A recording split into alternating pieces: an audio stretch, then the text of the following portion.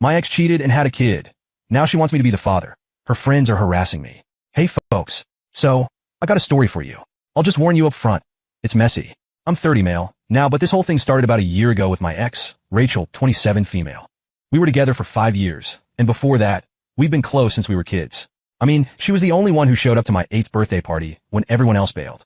That's the kind of history we had. I thought I knew her better than anyone, but wow, was I wrong. Rachel was someone I trusted with everything. She'd been there through a lot, like when I lost my job a few years back, she was my biggest cheerleader. And when my dad was in the hospital, she stepped up to help my mom while I was stuck working overtime. So yeah, Rachel wasn't just my girlfriend. She was like family. We were even starting to talk about building a future together, getting married, having kids, the whole thing. I thought we were on the same page. But then out of nowhere, I got this random message on Instagram from a girl named Zoe. At first, I thought it was spam, like one of those fake accounts trying to sell something. But when I read it, I got nauseous. Zoe said she had proof that Rachel was cheating on me. At first, I was skeptical. I mean, Rachel cheating? It didn't add up. We'd been solid, or at least I thought we had. But then Zoe started dropping details that were too specific to ignore. She claimed Rachel had been seeing some guy named Liam for a while, and had even told him she was pregnant. That caught me off guard. Pregnant? Rachel hadn't said a word to me about that. Still, the whole thing fell off. Who was Zoe, and why was she telling me this? I asked her straight up, how do you know Rachel, and why are you getting involved in this? Zoe replied, saying she wasn't a close friend of Rachel's. Just someone who knows what's really going on. That didn't sit well with me. Why would someone go out of their way to expose someone else's relationship unless they had an agenda? Was Zoe trying to stir the pot for fun? Did she have something against Rachel? She said she was a friend of Liam's and found out about the affair after snooping through his phone. Apparently, she'd seen enough of Rachel and Liam's messages to piece everything together. Zoe claimed she felt bad for me and thought I deserved to know the truth. But was she really being altruistic, or was there more to it? Her timing seemed too convenient. She reached out to me out of nowhere, armed with screenshots and even a video. It was hard not to question her motives. I messaged her back saying, okay, you've got my attention. Show me the proof. A part of me was hoping she'd flake out or admit she didn't have anything concrete. But she didn't. Instead, she sent a string of screenshots. They were texts between Rachel and Liam, and they weren't the kind of messages you'd mistake for friendly banter. They were explicit, graphic, even things I couldn't unsee. Things that didn't just hurt, they burned. I still wasn't ready to fully buy into Zoe's story. Screenshots can be faked. People do it all the time, right? So I pressed her further. Why are you doing this? I asked. Her response was blunt. Because Rachel's been playing you. Liam's an idiot, and Rachel's not as innocent as you think. Someone needs to tell you the truth. Then Zoe lost it and sent me a video. It was Liam, laughing with his friends, talking about how he'd been sleeping with Rachel and how she told him the baby might be his. My stomach turned. I didn't want to believe it, but the way Liam was talking, the smug tone in his voice, it felt too real to ignore. Even with all that, I still couldn't shake the feeling that Zoe might have her own agenda. Why now? Why me? Was she doing this to help? Or was she just trying to hurt Rachel? I asked her one last time, what do you get out of this? What's her angle? She didn't sugarcoat her answer. I'm tired of seeing Rachel and Liam get away with their crap. You seem like a decent guy, and you deserve to know the truth. Do with it what you want. At that point, I didn't know what to think. Zoe's story lined up, and the evidence was overwhelming. But I couldn't shake the feeling that I was just a pawn in someone else's game. Was she telling the truth? Or was she out to ruin Rachel for reasons I didn't fully understand? I saved everything Zoe sent me. The screenshots, the video, her messages explaining how she knew Rachel and Liam. Whether or not I fully trusted her, I couldn't deny the weight of the evidence.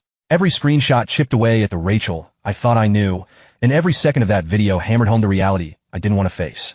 I stared at my phone, my mind spinning. I wanted to throw it across the room, to make all of it disappear.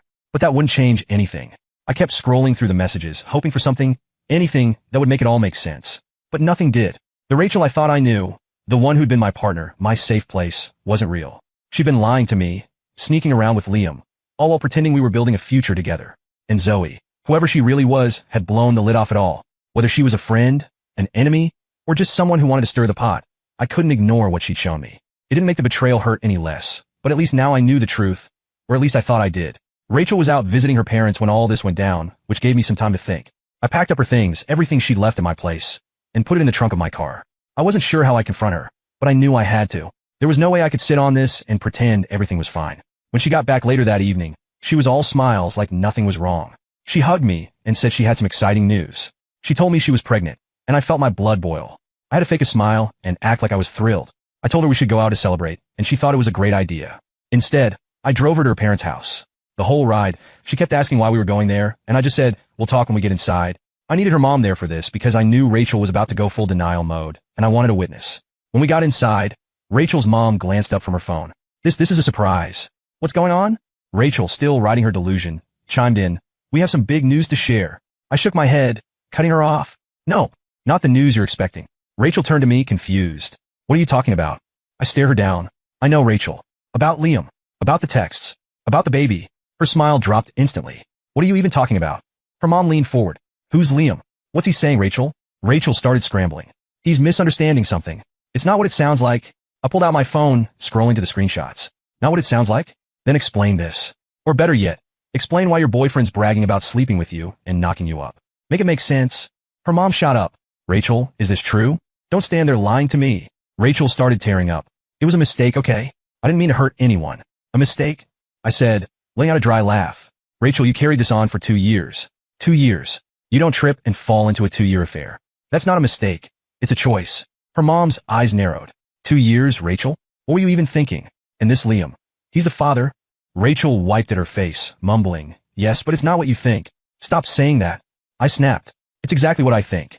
You've been lying, sneaking around, and now you want me to what? Pretend this didn't happen? Be your backup plan because he bailed? Absolutely not. Rachel threw her hands up, desperation creeping in. I'll fix this. I'll do anything. I'll get rid of the baby if that's what it takes to make things right. Her mom started yelling at her. What are you even saying right now? I shook my head, disgusted. Wow, Rachel, that's your solution? You think you can erase all of this and we'll just go back to normal? You really think I'm that stupid? Rachel stepped toward me, pleading. Please, I love you. I can't lose you. You already lost me, I said coldly. I grabbed the bag of her stuff I brought with me and shoved it toward her. Here, I don't want anything of yours in my house. We're done? Her mom stepped between us. Wait, let's talk about this. Maybe we can. No, I cut her off. There's nothing to talk about. She made her choices. I'm just here to make sure you know the truth. Now you can deal with her. Without waiting for a response, I turned and walked out, slamming the door behind me. I drove home in silence, feeling like my entire world had just imploded. When I got home that night, I sat in my car, trying to process everything. Rachel's tear-streaked face, her mom's angry yelling, and that unmistakable look of panic when I showed her the screenshots. All of it kept replaying in my head like a highlight reel from the worst movie ever made. My chest felt tight, like I couldn't get a full breath. For a moment, I thought I might completely lose it, but I didn't. Instead, I just sat there numb. Eventually, I forced myself to go inside. The house was eerily quiet, the kind of silence that felt louder than any noise. Rachel's things were gone, packed up and dumped at her mom's place, but the emptiness hit differently. This wasn't just a breakup. It was the end of a life I'd built in my head. 5 years of memories, plans, inside jokes, and dreams. All of it was shattered. I walked into the living room and stopped in my tracks. The couch caught my eye, the same one where we'd spent countless nights binging bad TV shows and eating takeout. It felt surreal, like the space didn't belong to me anymore. The house was mine, but it didn't feel like home. I didn't sleep much that night. Every time I closed my eyes, I saw Rachel's face. Her tears, her desperation, her guilt. I kept wondering how I didn't see it coming. How I could have missed something so massive for 2 whole years. By the time morning rolled around, I felt like a shell of myself. When I checked my phone, it was flooded with texts from Rachel. They started off as standard apologies. Can we talk? Please call me. I'm so sorry. But by the time I scrolled through the list, they had turned desperate. I'll do anything to fix this. I can't live without you. Please don't do this to us. I couldn't respond. What was there to say? She didn't just screw up. She burned everything to the ground and salted the earth for good measure. I blocked her number by the afternoon, thinking that would be the end of it. But I underestimated her determination. By that evening, she had shifted to social media, bombarding me with messages. The same routine, apologies, promises to change, pleas for another chance. I blocked her on every platform. Then the emails started.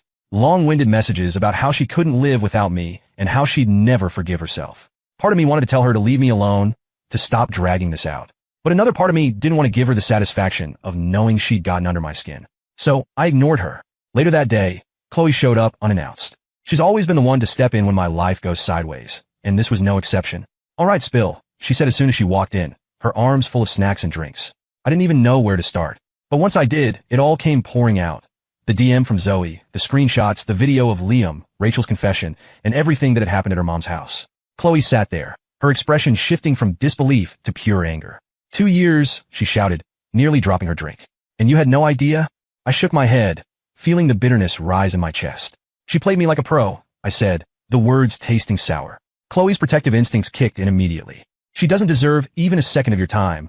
You know that, right? She said, her voice firm. I nodded, but it didn't ease the ache in my chest. Chloe stayed for hours, making me talk through everything and cracking jokes to lighten the mood. By the end of the night, she was even joking about changing my locks, just in case Rachel gets any ideas. The next day, I told my mom, I'd been dreading that conversation because she adored Rachel. For years, she called Rachel the perfect match and talked about how she couldn't wait for us to get married. Breaking the news felt like admitting I'd failed somehow, even though I knew deep down it wasn't my fault. When I showed her the screenshots, she just stared at them in silence for what felt like forever. Finally, she said, she cheated? Her voice was soft, almost like she didn't believe the words coming out of her mouth. I nodded, unable to meet her eyes. After a long pause, she shook her head and said, I can't believe she did this to you. To us, that last part hit hard. Rachel wasn't just my girlfriend to her. She was family. My mom started venting about how much effort she'd put into building a relationship with Rachel. It was clear she felt betrayed too, like Rachel had let the whole family down. In the days that followed, Rachel's messages slowed down. Maybe she was finally getting the hint, or maybe she was regrouping. Either way, I didn't hear from her directly, but that didn't mean the drama was over. One night, Rachel's mom called me, her voice heavy with embarrassment and regret. I'm so sorry for what Rachel did, she said. I raised her better than this. She's devastated, you know. She knows she messed up, but she's still my daughter, and I have to ask, could you at least talk to her? I sighed, already exhausted by the conversation. I appreciate you calling, I said, but there's nothing to talk about. She didn't just hurt me. She destroyed everything we had. I can't come back from that. Her mom sounded defeated. I understand, she said softly, though I could tell she was disappointed. After we hung up, I felt a mix of relief and frustration. Relief that I'd stood my ground, but frustration that the people around Rachel still thought there was a way to fix things. There wasn't. She'd made her choices, and now she had to live with them. Breaking up with Rachel was rough, but the part that hit me hardest was finding out some of my so-called friends knew about the affair and didn't tell me. They had front-row seats to the betrayal and decided to keep quiet. It wasn't just Rachel who stabbed me in the back. It felt like a whole group of people I trusted had turned against me. I found out through bits and pieces after the breakup. One friend, Sam, slipped up during a conversation a few weeks later. He mentioned how he always thought Rachel and Liam had too much chemistry. Too much chemistry? I said, incredulous. What the hell does that even mean? I pressed him, and it turned out he had seen them getting a little too cozy at a party months before I found out. You didn't think to tell me? I asked. I didn't know for sure, he stammered, and I didn't want to stir up drama if it was nothing. I didn't take that excuse. If the roles were reversed, I'd have told him in a heartbeat. It felt like everyone had just decided I wasn't worth the hassle of honesty. It wasn't just Sam, either. A couple of mutual friends admitted they'd heard rumors, but didn't think it was their place to get involved. Their silence felt like another layer of betrayal. If that random girl hadn't slid into my DMs out of nowhere, I'd probably be raising a kid that's not even mine, thinking I'm some stand-up dad while she kept sneaking around with her side guy. Anyway, fast forward a year, and I was finally starting to move on. I'd started to feel like myself again. I was going out with friends who actually cared about me, focusing on work, and even dipping my toes into dating. Life wasn't perfect, but it was stable, and I was okay with that. Then, recently, out of nowhere, Rachel messaged me. The first time, it was just a simple, hey, can we talk? I didn't even open it. I blocked her immediately. Whatever she had to say, I didn't need to hear it. A few days later, though, she showed up at my door. I saw her through the doorbell camera before she even rang the bell, and I won't deny she looked awful, messed up. Part of me almost didn't recognize her. This was a far cry from the Rachel I used to know, the one who always seemed so put together. I didn't open the door. I didn't even step outside. I spoke to her through the camera. What do you want, Rachel? I asked, try to keep my voice steady. She looked directly at the camera, her eyes welling up. I just need to talk to you, she said, her voice cracking. Please let me in. No, I said flatly. You've got no business being here. Say what you need to say, and then leave. She started crying, which, I'll admit, made me feel a little uncomfortable. But then she said Liam had ghosted her.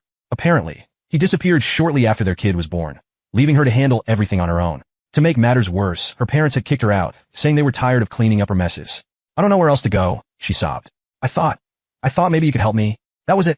I felt whatever pity I had bubbling up vanish in an instant. Help you?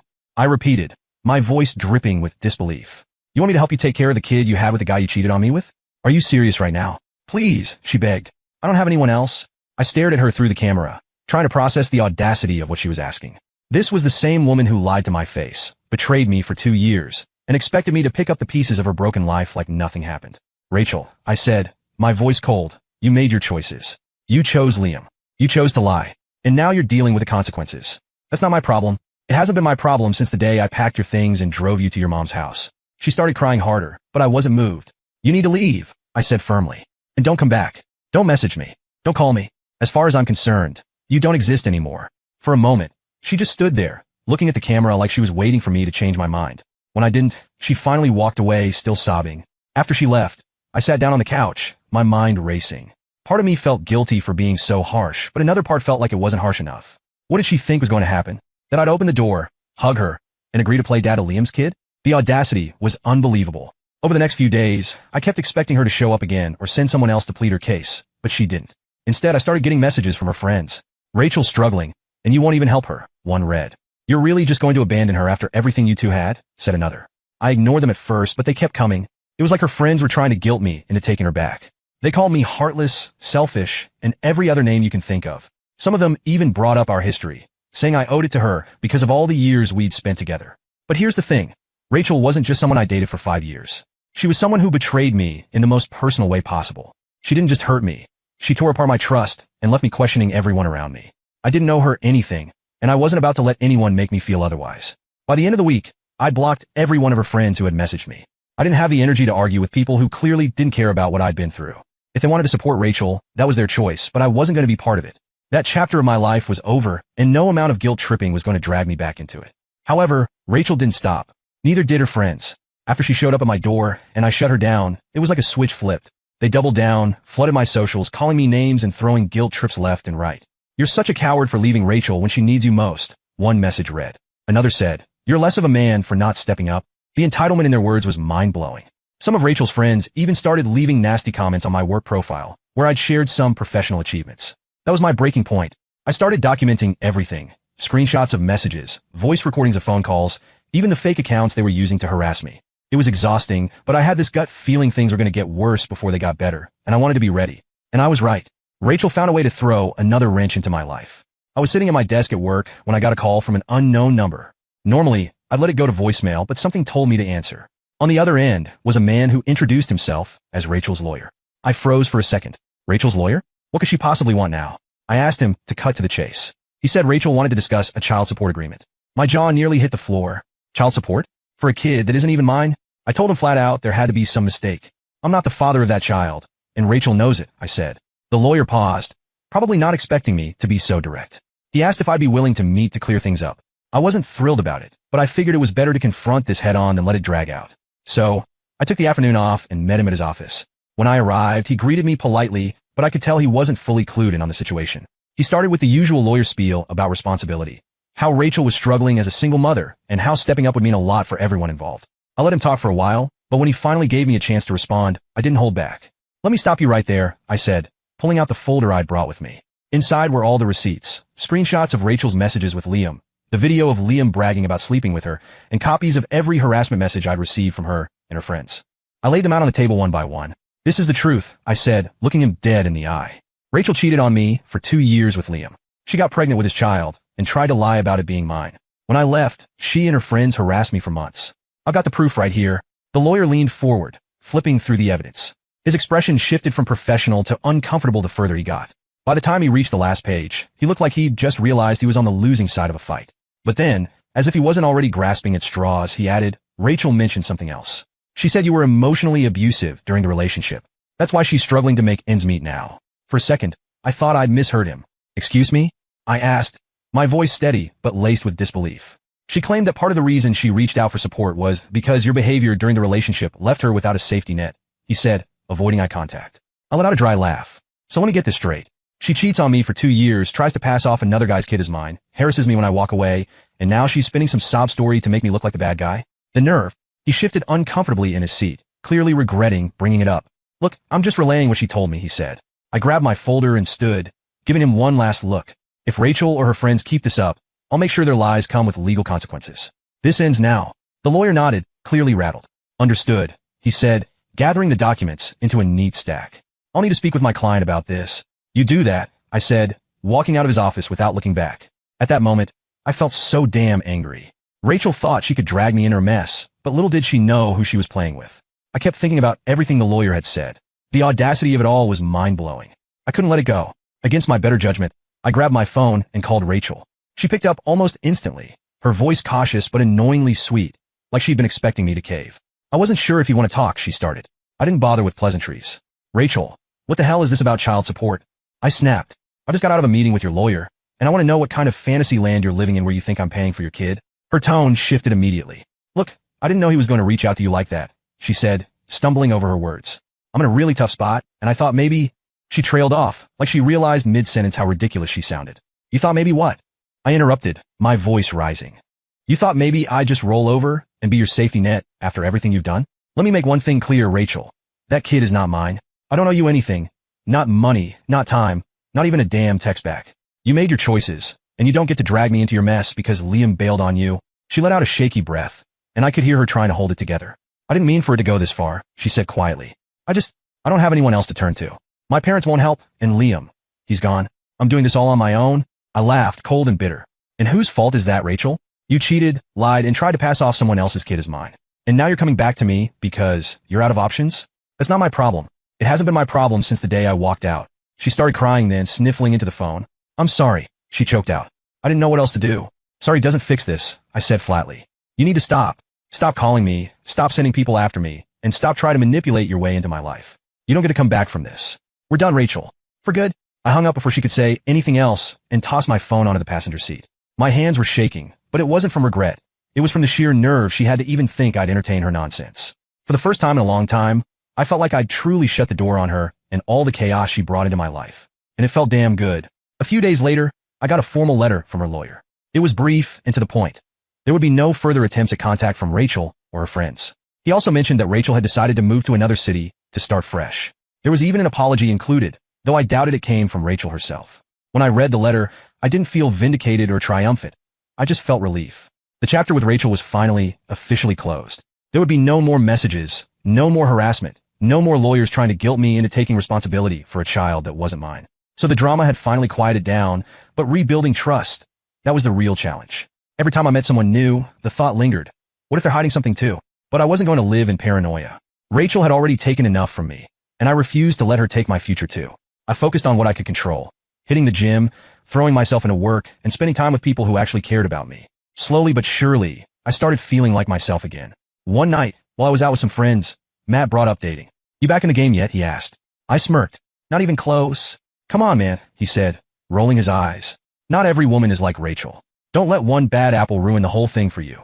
I didn't commit to anything then, but his words stuck. He wasn't wrong. I wasn't going to let Rachel's betrayal write the rest of my story. A couple of weeks later, Chloe invited me to a party. Look, no pressure, she said. It's not a setup. Just come hang out, relax, and have a good time for once. I almost bailed, but something told me to go. And honestly, I'm glad I did. The vibe was chill, no awkwardness, no expectations, just good people. That's when I met someone. She wasn't flashy or trying too hard. She was just real. We talked for hours about everything and nothing, and for the first time in a long time, I felt like I could breathe around someone. Am I jumping into something serious? No, but I'm open to seeing where it goes. For now, I'm focusing on myself, but it feels good to know that not everyone is like Rachel. Sometimes you just have to close one chapter to start a better one. And trust me, this new chapter, it's already off to a way better start.